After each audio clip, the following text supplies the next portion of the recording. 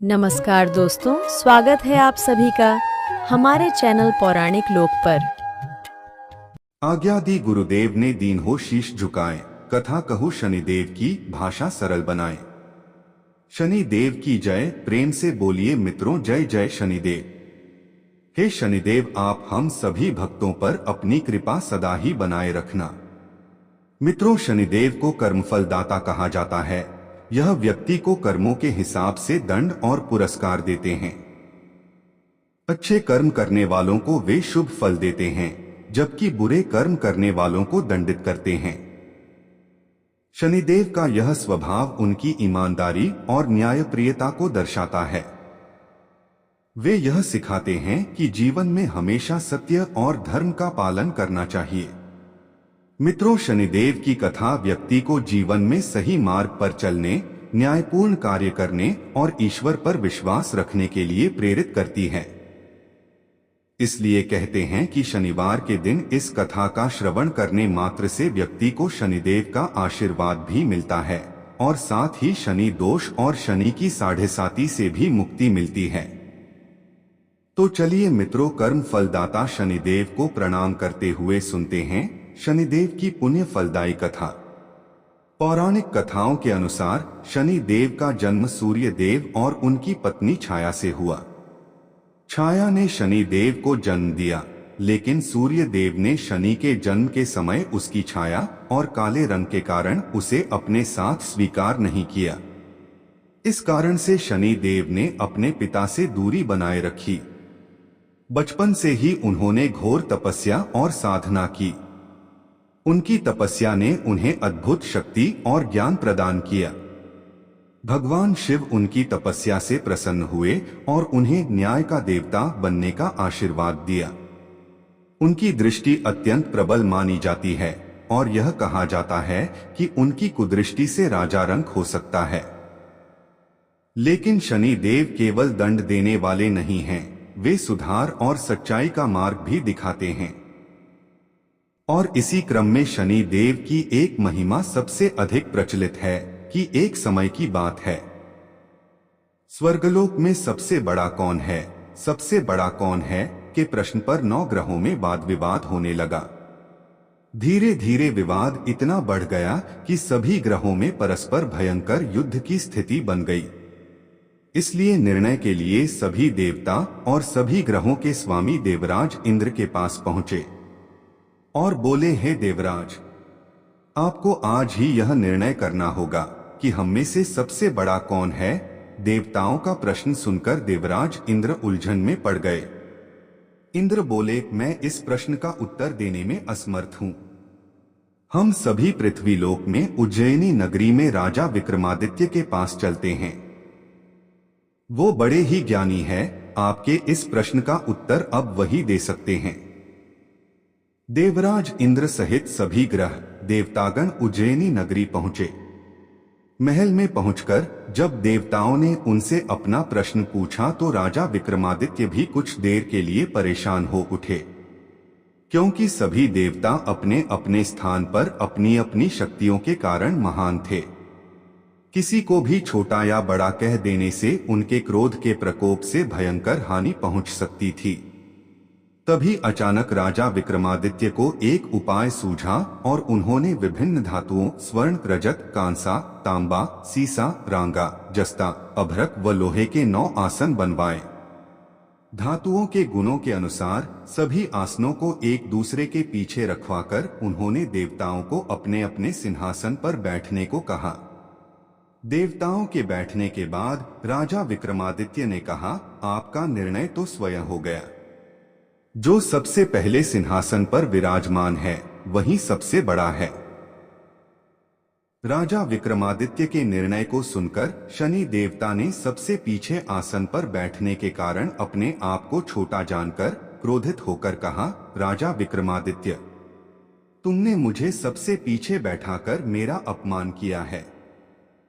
तुम मेरी शक्तियों से परिचित नहीं हो। मैं तुम्हारा सर्वनाश कर दूंगा। शनिदेव ने गुस्से में कहा, सूर्य एक राशि पर 1 महीने, चंद्रमा 2.25 दिन, मंगल 1.5 महीने, बुध और शुक्र 1 महीने, बृहस्पति 13 महीने रहते हैं। लेकिन मैं किसी राशि पर 7.5 वर्ष तक 7.5 तक रहता हूँ। बड़े बड़े देवताओं को मैंने अपने प्रकोप से पीड़ित किया है। राम को 7.5 के कारण ही वन में जाकर रहना पड़ा और रावण को 7.5 के कारण ही युद्ध में मृत्यु का शिकार बनना पड़ा। राजा, अब तू भी मेरे प्रकोप से नहीं बच सकेगा। इसके बाद अन्य ग्रहों के देवता तो प्रसन्नता के साथ चले गए, परंतु शनिदेव बड़े क्रोध के साथ वहां से विदा हुए। राजा विक्रमादित्य पहले की तरह ही न्याय करते रहे। उनके राज्य में सभी स्त्री पुरुष बहुत आनंद से जीवन यापन कर रहे थे। कुछ दिन ऐसे ही बीत गए। उधर शनि देवता अपने अपमान को भूल नहीं पा रहे थे। विक्रमादित्य से बदला लेने के लिए एक दिन शनिदेव ने घोड़े के व्यापारी का रूप धारण किया और बहुत से घोड़ों के साथ उज्जैनी नगरी पहुंचे। राजा विक्रमादित्य ने राज्य में किसी घोड़े के व्यापारी के आने का समाचार सुना तो अपने अश्वपाल को कुछ घोड़े खरीदने के लिए भेजा। घोड़े बहुत कीमती थे। अश्वपाल ने जब वापस लौटकर इस संबंध में बताया तो राजा विक्रमादित्य ने स्वयं आकर एक सुंदर व शक्तिशाली घोड़े को पसंद किया। घोड़े की चाल देखने के लिए राजा उस घोड़े पर सवार हुए तो वह घोड़ा बिजली की गति से दौड़ पड़ा। तेजी से दौड़ता घोड़ा राजा को दूर एक जंगल में ले गया और फिर राजा को वहां गिराकर जंगल में कहीं गायब हो गया। राजा अपने नगर को लौटने के लिए जंगल में भटकने लगे, लेकिन उन्हें लौटने का कोई रास्ता नहीं मिला। बहुत समय तक जंगल में भटकने से राजा को भूख प्यास लगाई। बहुत ढूंढने पर उसे एक चरवाहा मिला। राजा ने उससे पानी मांगा। पानी पीकर राजा ने उस चरवाहे को अपनी अंगूठी दे दी। फिर उससे रास्ता पूछकर वह जंगल से निकलकर पास के नगर में पहुंचा। राजा ने एक सेठ की दुकान पर बैठकर कुछ देर आराम किया। उस सेठ ने राजा से बातचीत की तो राजा ने उसे बताया कि मैं उज्जैनी नगरी से आया हूं। राजा के कुछ देर दुकान पर बैठने से सेठ जी की बहुत बिक्री हुई। सेठ ने राजा को बहुत भाग्यवान समझा और खुश होकर उसे अपने घर भोजन के लिए ले गया। सेठ के घर में सोने का एक हार खूंटी पर लटका हुआ था। राजा को उस कमरे में छोड़कर सेठ कुछ देर के लिए बाहर गया। तभी एक आश्चर्यजनक घटना घटी। राजा के देखते देखते सोने के उस हार को खूंटी निगल गई। सेठ ने कमरे में लौटकर हार को गायब देखा तो चोरी का संदेह राजा पर ही किया, क्योंकि उस कमरे में राजा ही अकेला बैठा था। सेठ ने अपने नौकरों से कहा कि इस परदेसी को रस्सियों से बांधकर नगर के राजा के पास ले चलो। राजा ने विक्रमादित्य से हार के बारे में पूछा तो उसने बताया कि उसके देखते ही देखते खूंटी ने हार को निगल लिया था। इस पर राजा ने क्रोधित होकर चोरी करने के अपराध में विक्रमादित्य के हाथ पांव काटने का आदेश दे दिया।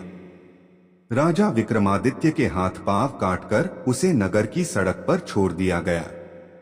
कुछ दिन बाद एक तेली उसे उठाकर अपने घर ले गया और उसे अपने कोल्हू पर बैठा दिया। राजा आवाज देकर बैलों को हाँकता रहता था। इस तरह तेली का बैल चलता रहा और राजा को भोजन मिलता रहा। शनि के प्रकोप की 7.5 पूरी होने पर वर्षा ऋतु प्रारंभ हुई। राजा विक्रमादित्य एक रात मेघ मल्हार गा रहा था कि तभी नगर के राजा की लड़की राजकुमारी मोहिनी रथ पर सवार उस तेली के घर के पास से गुजरी। उसने मेघ मल्हार सुना तो उसे बहुत अच्छा लगा और दासी को भेजकर गाने वाले को बुला लाने को कहा। दासी ने लौटकर राजकुमारी को अपंग राजा के बारे में सब कुछ बता दिया। राजकुमारी उसके मेघ मल्हार से बहुत मोहित हुई, अतः उसने सब कुछ जानकर भी अपंग राजा से विवाह करने का निश्चय कर लिया। राजकुमारी ने अपने माता पिता से जब यह बात कही तो वे हैरान रह गए। रानी ने मोहिनी को समझाया, बेटी, तेरे भाग्य में तो किसी राजा की रानी होना लिखा है, फिर तू उस अपंग से विवाह करके अपने पाप पर कुल्हाड़ी क्यों मार रही है? राजकुमारी ने अपनी जिद नहीं छोड़ी। अपनी जिद पूरी कराने के लिए उसने भोजन करना छोड़ दिया और प्राण त्याग देने का निश्चय कर लिया। आखिर राजा रानी को विवश होकर अपंग विक्रमादित्य से राजकुमारी का विवाह करना पड़ा। विवाह के बाद राजा विक्रमादित्य और राजकुमारी तेली के घर में रहने लगे। उसी रात स्वप्न में शनिदेव ने राजा से कहा, राजा तुमने मेरा प्रकोप देख लिया, मैंने तुम्हें अपने अपमान का दंड दिया है। राजा ने शनिदेव से क्षमा करने को कहा और प्रार्थना की, हे शनिदेव, आपने जितना दुख मुझे दिया है अन्य किसी को न देना। शनिदेव ने कुछ सोचकर कहा, राजा मैं तुम्हारी प्रार्थना स्वीकार करता हूं। जो कोई स्त्री पुरुष मेरी पूजा करेगा, शनिवार को व्रत करके मेरी व्रत कथा सुनेगा, उस पर मेरी अनुकंपा बनी रहेगी। प्रातः काल राजा विक्रमादित्य की नींद खुली तो अपने हाथ पांव देखकर राजा को बहुत खुशी हुई। उसने मन ही मन शनिदेव को प्रणाम किया। राजकुमारी भी राजा के हाथ पांव सही सलामत देखकर आश्चर्य में डूब गई। तब राजा विक्रमादित्य ने अपना परिचय देते हुए शनिदेव के प्रकोप की सारी कहानी सुनाई। सेठ को जब इस बात का पता चला तो दौड़ता हुआ तेली के घर पहुंचा और राजा के चरणों में गिरकर क्षमा मांगने लगा। राजा ने उसे क्षमा कर दिया क्योंकि यह सब तो शनिदेव के प्रकोप के कारण हुआ था। सेठ राजा को अपने घर ले गया और उसे भोजन कराया। भोजन करते समय वहां एक आश्चर्यजनक घटना घटी। सबके देखते देखते उस खूंटी ने हार उगल दिया। सेठ जी ने अपनी बेटी का विवाह भी राजा के साथ कर दिया और बहुत से स्वर्ण आभूषण, धन आदि देकर राजा को विदा किया। राजा विक्रमादित्य राजकुमारी मोहिनी और सेठ की बेटी के साथ उज्जैनी पहुंचे तो नगरवासियों ने हर्ष से उनका स्वागत किया। अगले दिन राजा विक्रमादित्य ने पूरे राज्य में घोषणा कराई कि शनिदेव सब देवों में सर्वश्रेष्ठ हैं।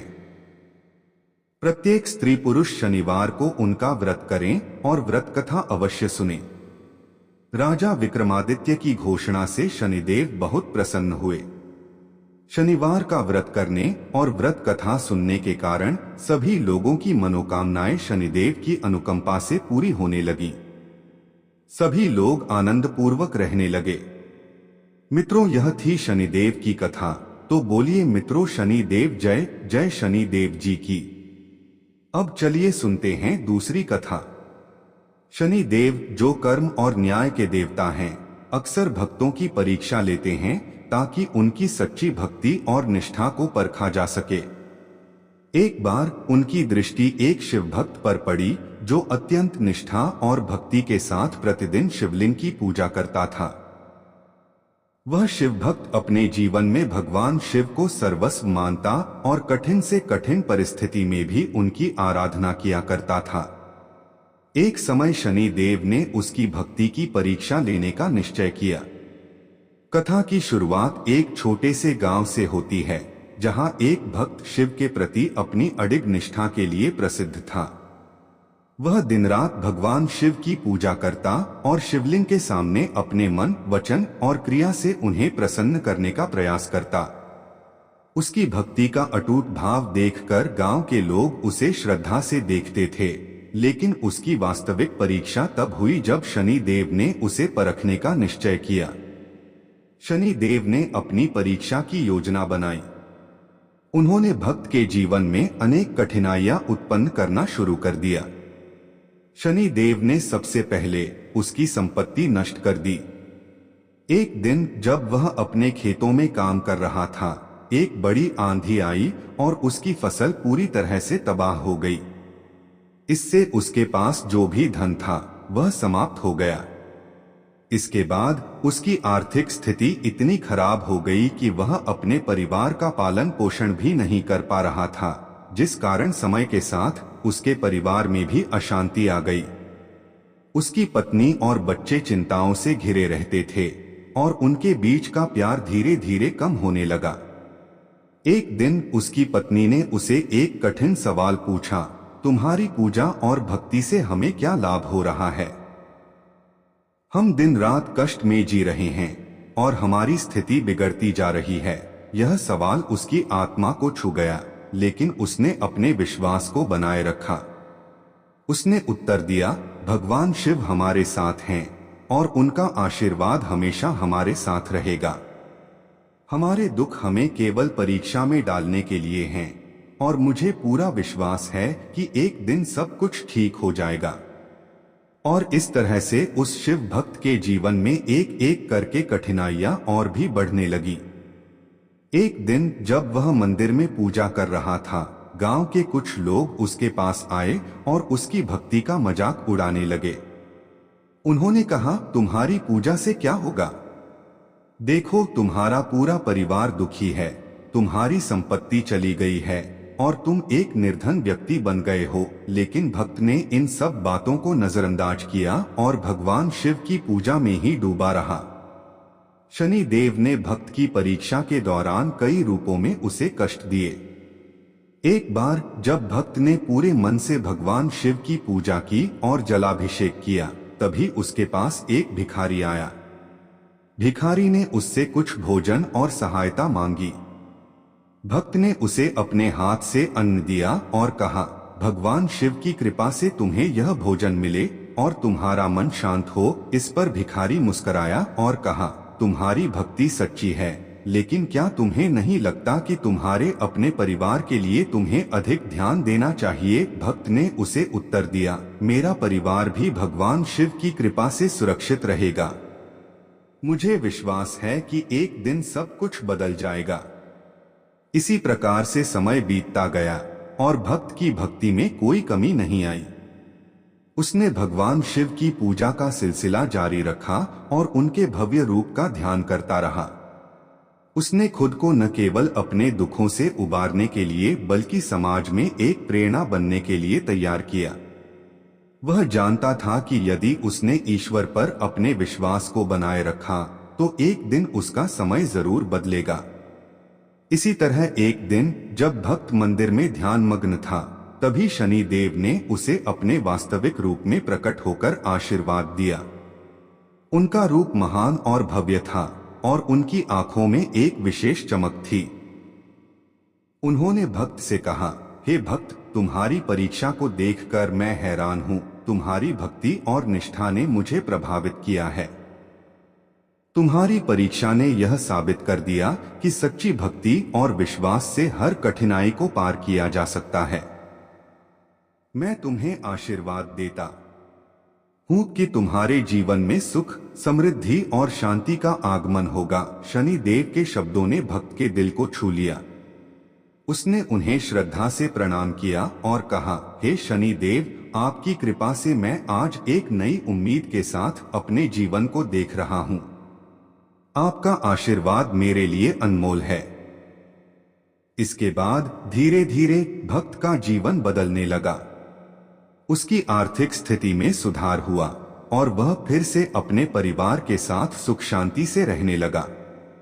उसके परिवार में प्रेम और आपसी समझ बढ़ गई और उसका गांव भी उसे एक प्रेरणा के रूप में देखने लगा। वह अब लोगों को बताता था कि कठिनाई चाहे जितनी भी बड़ी हो, अगर आपकी भक्ति और विश्वास सच्चे हों तो कोई भी शक्ति आपको गिरा नहीं सकती। यह कथा हमें यह शिक्षा देती है कि जीवन में आने वाली कठिनाइयां, चाहे वे कितनी भी बड़ी हों, हमें उनसे घबराना नहीं चाहिए। ईश्वर पर अडिग विश्वास और सच्ची भक्ति से हर कठिनाई को पार किया जा सकता है। इस कथा का संदेश है कि सच्ची भक्ति और विश्वास से हर विपत्ति दूर होती है और अंततः सुख शांति और समृद्धि लौटकर आती है। तो बोलिए मित्रों, जय शनि देव की।